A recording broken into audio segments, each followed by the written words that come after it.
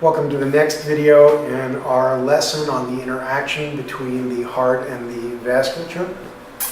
So in the last video, we sort of went through this vascular function curve, and we showed how it's constructed in some detail. Okay? And we emphasized the fact that this is only a part of control. It assumes there's no reflexes. Okay? Now let's talk about what happens to this relationship under different conditions in the body. Okay? And the first thing I'm going to do is I'm going to ask you to consider hemorrhage and what happens when you lose blood volume. Okay? So first of all, let's think about it. Okay, let's try to construct a new vascular function curve.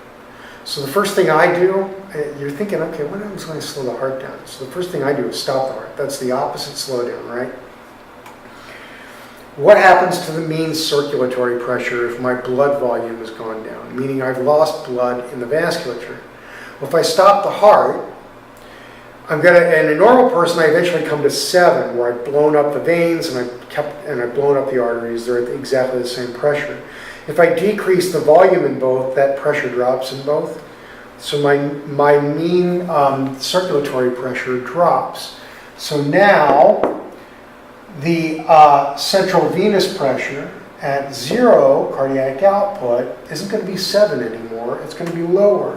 And I'm going to call it 6. I'm going to say you lost just enough blood to drop that mean circulatory pressure to 6. Okay. All right. What happens if I increase the cardiac output to 1? Okay, well, here's Ohm's law. Delta P equals flow times resistance. I'm going to say the resistance didn't change because in the absence of reflexes, there's no reason to believe that it did. And I'm going to say my cardiac output is 1. My total peripheral resistance is still 20. Delta P will be 20. And we know that the veins are 19 times more compliant than the arteries. And we know that if we shift enough blood from the venous system to increase the arterial pressure 19 millimeters of mercury, that means I have shifted enough blood to decrease the venous pressure 1 millimeter of mercury, which gives me a delta P of 20. So, just as in my control curve, my central venous pressure drops by 1 millimeter of mercury to get a delta P of 20. And so I think you guys can see what's happening here. I have dropped my curve and I get a parallel shift of the curve downward. Okay? And that's what happens when I hemorrhage. I change blood volume. If I decrease blood volume, I get a parallel shift downward in the vascular function curve. On the other hand, if I give a transfusion or I give IV fluids, I get a parallel shift upward in the vascular function curve. Okay, and you can see that here. All right? All right, what about changes in resistance? So now I'm increasing the total peripheral resistance. I was at 20, let's say I double it and make it 40. Okay. So, stop the heart, what happens to the mean circulatory pressure? All right, technically speaking, if I constrict the arterioles, yes, I probably do increase the pressure a little bit.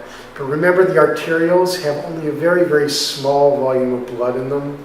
And for all practical purposes, squeezing down on that little bit of blood really doesn't change anything. So we say that the mean circulatory pressure is the same. If you're just constricting the stopcocks and you're leaving everything else, you're fine. Okay? So I've increased the resistance by constricting my arterioles, but mean circulatory pressure doesn't really change. At 0 cardiac output, I have the same 7 millimeters of mercury on both sides of the system. What happens if I increase the cardiac output to 1? Ohm's law. Delta P equals flow times resistance. If we're talking about the system, flow is cardiac output, that's 1.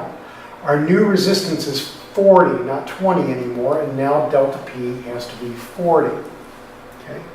So, I remove enough blood from the venous system to increase the pressure on the arterial side 38 millimeters of mercury. Okay. For every 19 millimeters of mercury I rose on this side, I have dropped a millimeter of mercury on the venous side. So if I go up 38, I've dropped 2. That gives me a delta P of 40. And so in order to get a mean arterial pressure, a delta P of 40, I actually have to drop 2 millimeters of mercury and rise 38 millimeters of mercury and make that delta P twice as big. Okay? And so that means I've dropped from 7 to 5 at a cardiac output of 1. And so that should tell you that what we're looking at is a change in the slope of the relationship here. And the slope changes with a change in the resistance.